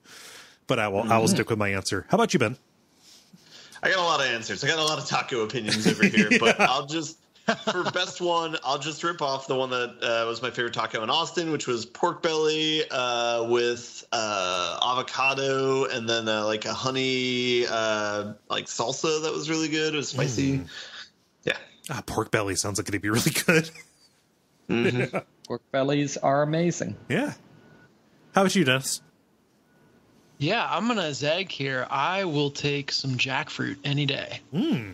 And in general, I think I've been realizing that any kind of vegetarian, like a tofu or like I said, jackfruit or anything like that, portobellos, that sort of thing, I love on tacos. Yeah, make it juicy enough and have the right seasoning. I really like having Jala on, but next week we'll have to have Dennis on so we can find out what his opinion is. Yeah. Oh, meat-free options are good. You don't have to be Jala to like a meat-free option. But it is, for whatever reason, the taco is like the ideal place for the meat stand-ins to shine. Yeah. As long as it's not on a pizza. Yeah. Let's see here. OMG Amoose says, if you could give any classic console networking, in the modern sense, aka Xbox Live, Steam, PlayStation Network, which system and why? Original Game Boy or Game Boy Color? Yeah, and 64 for me. Yeah. Yeah. There's so many multiplayer games on that. Oh. Yeah. Also, I still maintain it is Omega Moose. I go back and forth. I don't know about said his real name. I don't know what OMG Moose prefers on that, so I try and split it down the middle. So yeah. But yeah, just imagine like actually being able to play Perfect Dark with people. That'd be good. Yeah. How about you, Dennis? I would go Game Boy Color as well. Like the golden age of Pokemon and all that stuff, except you can actually connect with people, and that'd be pretty cool. Aren't there online services that do that? I don't. Maybe in there's some kind of like. I think there was. Maybe there's some kind of like tunneling. I thought there were like so there's an article on Polygon recently that apparently Dynamaxing is being like outlawed at Pokemon tournaments, and the article seemed to suggest that there's some sort of like tournament scene that's entirely online, outside of the games proper. Yeah, I could see that, yeah, but I don't. I just mean the promise of like the trading card game and that thrill, like actually applied to the game. I love that trading card game for the Game Boy Color. That is so good. Oh man. But we can't dwell on that. Corbin asks about the Wonderful 101 and the recent Kickstarter remaster. That's actually my end boss for something I'm very happy about. So we can talk about that there. We're not ignoring you, Corbin. It's just worked into another segment. So this is basically if we had answered the what game do we want to get the Polygon treatment, if we had said Pikmin. Oh, the platinum treatment, yeah. But they did it. They already made it. It was just on a system that nobody bought. Treatment, the platinum treatment. Yeah. Sorry. Steven asks, what you drinking? Water, my friend. Drinking water out of a paper cup so it does not make noise. Lemon lime seltzer. Lemon lime seltzer, good. Bubble water. Carbonated water, as Ben calls it. How about you, Ben?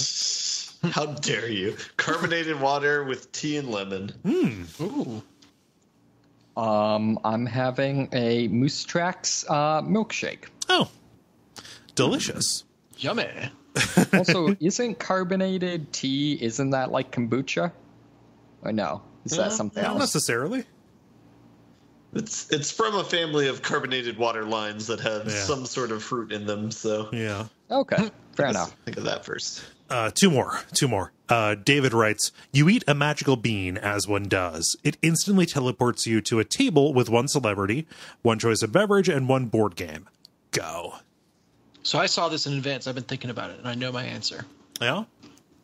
So it doesn't really work because it's more of a party game. But I want to go be with Keanu Reeves and play the Dude game. The Dude game? What's that? Yeah, so it's a game. Everyone gets a card, and all the cards just have the word Dude on them. But it's like written in different ways with different fonts and colors and all that. So you might have one that's like DOOD, very small. Or you might have one that's like big bubble psychedelic rainbow colors, and you have to walk around the room saying "dude" to all your friends until you find the person that has the same "dude" written the same way as yours. But it depends on them understanding that your inflection matches their interpretation of their dude. Exactly. Gotcha. So I'm assuming that the Keanu Reeves just mastery of the whoa would apply over to dude, and that'd be a good time. Yeah. And beverage, something that goes with that. I'd have to think about it. This is tough. I would probably say Jeff Bridges, whatever he wants to drink, and like I don't know, like apples to apples or something that's like creative or like free association. That's like that. I don't know that I'm like 100% behind that, but like he seems like he'd be fun to talk to more so than like I feel like I don't feel like maybe I could learn an awful lot from that, but yeah, I don't know. Just that seems like it'd be a good time to me. That's it. We're all picking party games because then the celebrity would have to invite all their celebrity friends. So you're like comboing it up. Yeah, I just want I want to keep it open ended. Like I don't know if I want to sit down with like Jeff Bridges and play Twilight Imperium. Like it doesn't seem like he would be into that. Speaking of which, Ben, what's your answer? Well, yes. So the board game makes it a lot tougher, right? Like I would not consider most party games to be board games, or I feel like they're slightly different. So like, yeah. And the other thing is I don't know if you can play with other people or not. So if you're just playing with one person, then you got to figure out what a good 2-player game is. And in that case, it's like you either go chess or Twilight Struggle. Twilight Struggle would be like really that. Good, yeah. Yeah, I'm picking Nick Cage for the celebrities. That's like that one's locked in. So I guess we're doing Nick Cage, Twilight Struggle, and I'm going to do the same thing I did with Kole, where I'm going to have a American farmhouse ale and a Russian Imperial Stout, and that'll be given to the person based on what side they're on. So. Yeah, that's what. Man, Twilight Struggle is a really good game. That was so fun. Yep. So this one's tough. I feel like completely unintentionally, but I ended up with actually one person for each of these things. Okay. And also all of them are dead. So I don't know how. So I am assuming that I can also steal the previous time travel power from a previous question. Let's you assume answered yes to it, so yeah, you can. Yeah. Let's assume you pull them back in their prime. Okay. So I would say for just straight up meeting C.S. Lewis, mainly because I've always been interested, like a lot of his writing kind of was right before the culture wars. Yeah, he was active in like the 50s before Right. the 60s cultural revolution kind of stuff. Right. And like a lot of his writing basically boils down to like kind of warning people that like, hey, all this stuff is kind of dumb. Yeah. And so I've always been like really interested, like if he had lived long enough, like what would his, take on things be? Mm-hmm. In terms of board games, I'd say Gygax with Dungeons and Dragons is a pretty obvious one. Okay. And in terms of drinks, Albert Hoffman with ayahuasca. Shit, ayahuasca's a good answer. I don't know who Albert Hoffman is. Albert Hoffman invented LSD and was the first person to isolate whatever the thing from magic mushrooms is. Gotcha, psilocybin. Yeah, man. Yeah. So basically, was one of like the first proponents of like the psychedelic movement. Yeah. Oh, that's cool. Yeah. No, now that you say that, I recognize it, but without context, I did not. That's not spelled the way I thought it was spelled. Ayahuasca? Yeah. You just like, in that case, you have to pick somebody who you're comfortable throwing up in front of. Oh, jeez. Yeah, that's a good question. Very good question. I mean, C.S. Lewis, if you're given a choice between Tolkien and Lewis as far as who you're going to hang out with, Lewis, I mean, Tolkien was a fucking nerd, man. That's true. like Lewis was much more humane. It seems like it'd be easier to connect with him on a human level. Yeah, I can see that. I'm still standing by Cage for my answer. Cage is a good one, especially with ayahuasca. Cage seems like he would have good stories about other Hollywood people. Ben, this is a little bit of a side thing. Have you seen Color Out of Space? Yeah, I saw it last week. Sweet. I watched it yesterday. It's fucking good. It's really nuts, right? see it. I've heard good things. Yeah, it's amazing. I love it so much.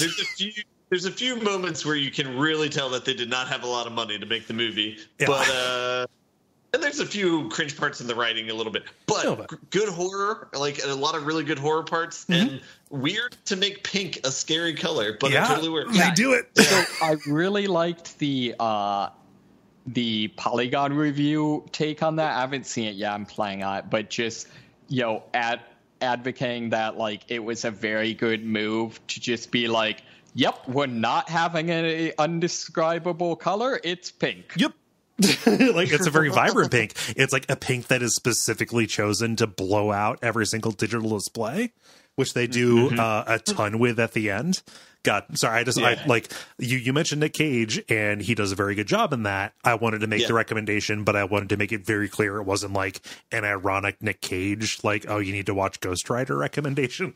I really like cracked.com, their stuff, and they had a while back an article on Nick Cage that I thought made a really interesting point that was basically the thing people underestimate about Nick Cage is he's someone who, for all his failures, like can act, and he's apparently willing to be in literally anything. Well, he has to be for tax reasons. Eventually, he will make another good movie. Yeah.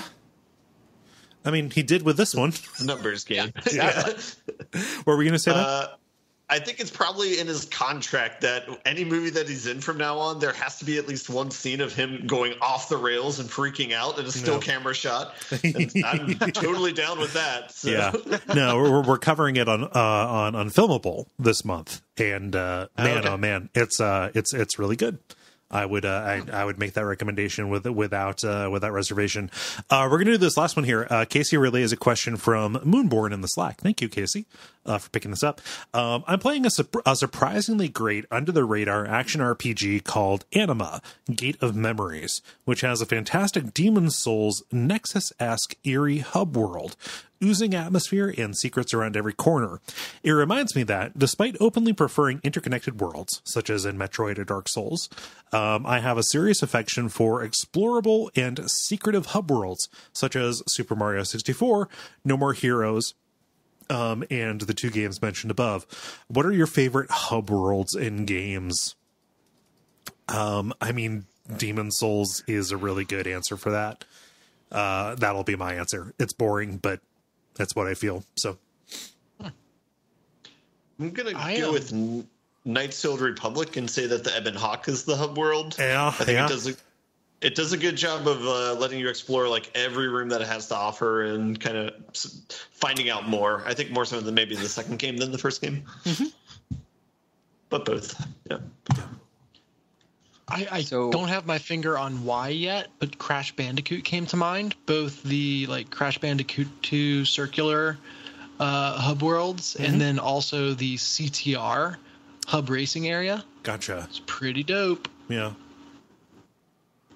How about you, David? This is such a good question, and I know I'm going to come up with an even better answer as soon as we're done with this, but I really liked Kingdom Hearts. Was it Traverse Town or something?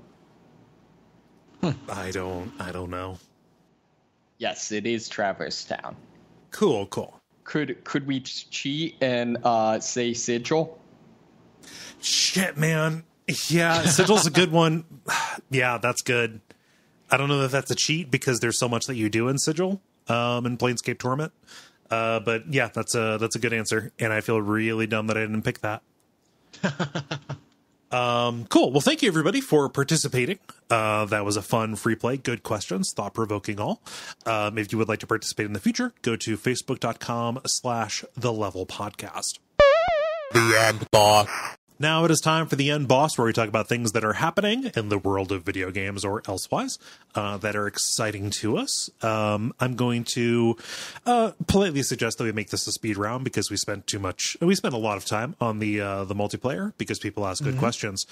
For me, the thing that I'm excited about is the fact that another Wii U exclusive has made it off of the sunken ship. The Wonderful 101 is an action game that I have not spent enough time with because it's very fun and very charming. You control like a squad of superheroes from like a really fun isometric perspective. Platinum developed that, and they have basically they launched a Kickstarter to port it, like do a remastered version for PC, the Switch, and the PS4.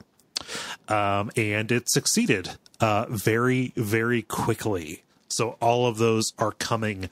As it stands, I think that the only two Wii U exclusive games that are not on another system at this point are Super Mario 3D World, which is an amazing game, and there's no reason Nintendo wouldn't bring it. And then, Pikmin 3. Which was a Wii U one that I believe does not have a port. So at this point, like the Wii, so I think the Wii U is a good system, and I had a lot of fun playing on it. But it is exciting to me, even apart from the Wonderful 101's qualities, which it seems like a really good game, and lots of people really like it. Even apart from that, it is good that all of these games that went to an unfortunately, and I would say, let's say unreasonably doomed system, are getting off of that so people can get a hold of them, alongside other good stuff like, New Super Mario Brothers U and Captain Toad Treasure Tracker. So that's mine. Apropos of nothing. I know nothing about Wonderful 101, which is, speaks to the doomed system thing. Yeah. What were we going to say, David? Apropos of nothing, but with the previous question, I would definitely play a platinum-made Splatoon game. Oh, that'd be weird. Because all the blood is paint. Yep. It's all bright pink. David, what's Blizzard doing? Yeah, so I'm actually pitching to a different question, so a different one. Gotcha. So Riot, overlords of League of Legends, have announced that their new anti-cheat method is going to be a kernel-level driver. What? Which basically means it has complete and total control over your computer. I would not be comfortable handing that over to a company owned by Tencent. What the fuck? Yep. There's also the question of if they make any mistakes, that becomes a problem. Don't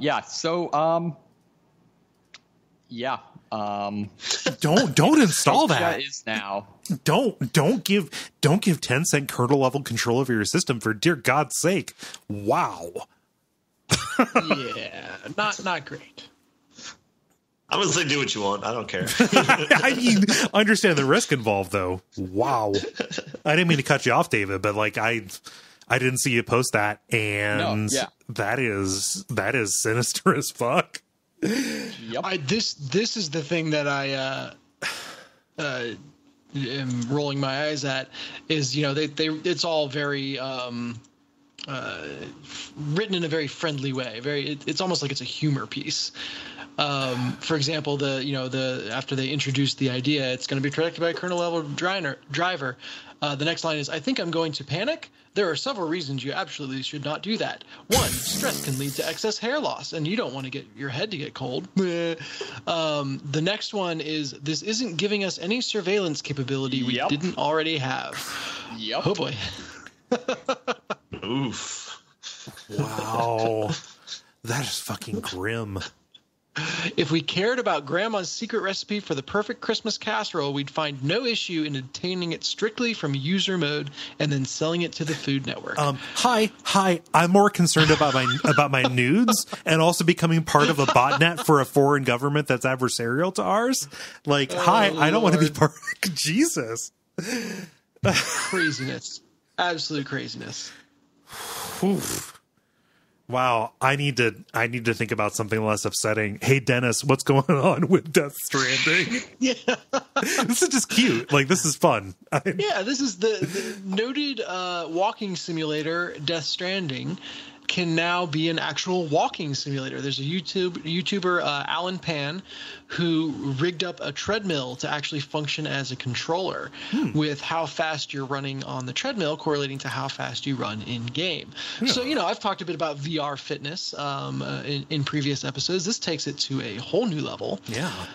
It's complete with like a strap to weigh you down on the treadmill, like to correlate to the stuff that you're carrying. Yeah, to the resistance. Add to the resistance. People, they tested out in the video, can't get much over like 4 minutes of hard walking. Yeah.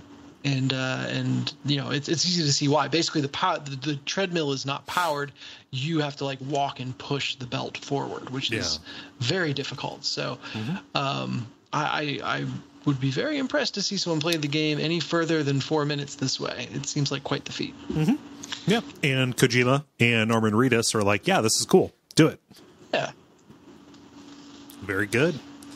I need to play that game. That looks bizarre enough. Looks bizarre enough to warrant attention. Let's see here. And Ben, take us out of the realm of video games for a while. What's got you excited? I was just going to talk about how this last week, the last season of Bojack Horseman, the last half of the last season came out, and so the series is now finished. It's a pretty solid ending to the story that made me think about it all weekend. In particular, there's a really strong anti-suicide episode that's near the end that is really worth a watch, even if you don't have context for the show. Pretty heavy, but pretty awesome. So, yeah. So is this your favorite show of all time now? Definitely of the decade for sure. I think it's the best show of the decade. Yeah.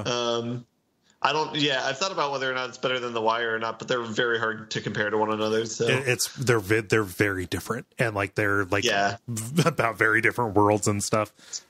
I'm very content with just liking them both. Yeah. So. No, that's I petered out. 3 seasons in? So this reminded me that Bojack Horseman was a thing. So no, I had to tap out in the season that was about dementia. It was a little bit too fresh at that point. Sure. I'm curious to go back. I would need to kind of take a running start at it, but I don't know. It's cool that it reached a satisfactory conclusion for you. That's rare, especially for a series that goes. This is 6 seasons. Yeah, and maintain quality throughout each season. Yeah. Yeah. What is their anti-suicide stance? It's anti-suicide in the sense that they try and examine the perspective of somebody who might want to commit suicide. And in particular, there's a poem that comes out of it called The View from Halfway Down that describes in detail somebody who jumps off of a bridge and realizes as they're halfway down that they will never be able to undo that decision, in that most of the problems that they had in their mind are not actually problems, and how they could give anything if they could just go back on the ledge. So pretty heavy stuff. But, yeah. It's there's a Shel weirdly a Shel Silverstein comic. Fuck. Sorry, I associate the drawings with Shel Silverstein poems so much. Same. But no, there is one that is specifically about that. A lot of Silverstein's poems were exceedingly grim, but I resonated with them quite a lot. Yeah, and also feels worth bringing up here. National Suicide Prevention Hotline, 1-800-273-8255, 1-800-273-8255. If anybody is dealing with that or knows somebody who is a cartoon horse, can elucidate some of that, but also professionals can help you too. Mm-hmm. I didn't mean to undercut your recommendation of that. No, not at all. Yeah. Man, I need to find that Shel Silverstein poem, because I like just doing a search for it. It is not coming up. Anyway, cool. So yeah, that sounds like an episode to me. Indeed. Is everybody good with buttoning up? Buttons. The credit. Thank you so much for listening to this episode of The Level, episode number 315. Really happy having you here. It's been a good time. Let's see here, as far as like things you can do, go to the Duckfeed YouTube channel. That's actually been pretty active recently. youtube.com/DuckFeed.tv. I'm going to be putting more archive streams up there, and Gary is doing a playthrough of Darkest Dungeon that people are really enjoying. That is the only promo thing that I can think of, other than the things that are always there. The Patreon ratings and reviews, telling your friends, and of course, coming back next week. Is there anything that I'm forgetting here this time? I don't think so. All right. So I've been Kole Ross. You can watch my streams on Twitch at Duckfeed.tv. I've been Dennis Furia. You can find me on Twitch at Deck of Wonders. I'm David Smith. Just David Smith. I'm Ben Merkel, and you can watch Kole stream at Duckfeed.tv. You're in the chat sometimes. It's good. Yeah. Yeah. You can comment with me at Duckfeed.tv. Yeah. And stick around for some titles.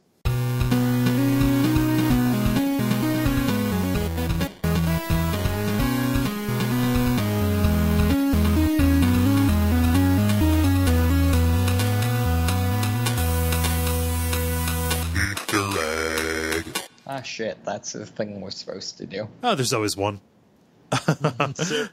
So after the David being censored on the podcast, the title I had in my mind was 1980 Kole. 1980. 1980 Kole, all right. I just had that stylized as 198 and then capital K Kole right at the end of it. Mm-hmm. Yeah. I've got 4. Okay. Well, Ben, did you have others? I did not. I've got authored junk. I've got Dream for More Dreams. I've got My Gundam Family. And then I've got Taco Opinions. Okay. Wow. If I'm taking David's comments at the beginning to mean that he didn't write any down, we have no duplicate results. Okay. So I've got Not Enough Murders, and I have Poke-san. The one that made me laugh, and is just based on the applausometer, the one that made everybody laugh was Authored Junk. Pretty good one. Yeah. David, did you have any, or did I make an unfair assumption about your comments? No, I did not. Okay. Cool. How do people feel about Authored Junk? I'm neutral on Authored Junk in general. Did you have one you wanted to put above that? No, I was talking about the actual thing of Authored Junk, not that as the title. Yeah. Going once. Going twice. Sold to Authored Junk. Yeah. Cool. All right. That's all I got. I hope you guys have a good week. Have fun Am I watching the only results come one in. that feels like the results getting mysteriously delayed seems kind of sinister? Like maybe the wrong person won? I mean, the same, fact that... same thing with the poll results not getting released. Like, no. Maybe I'm cynical. It's the kind of thing I read that and I go, okay, there's definitely foul play. I'm trying not to be like a stereotypical, like extremely online Bernie guy, but the fact that like a Buttigieg supporter was like, yeah, this poll meant that it was that like that result was pulled, and the fact that Buttigieg is above here or is riding high right now. The party says results delayed due to quality checks and the fact that the IDP is reporting out 3 data sets for the first time. Weird. I don't know. I remember them saying something about that. Yeah, they're doing like three different results that like don't have any impact on the delegate math, but also still basically they're putting out 3 different versions of the data that every single campaign might be able to play to their advantage. Let's just make sure that we don't have, no clear results. result. Yeah. Well, I'll be watching this well into the night. I've got lots of work to do. All right. Have fun. Good night, y'all. All right. Take care, everybody. Have a wonderful week. Bye. All right. Have a good night, guys. See ya. Later. Peace. Bye.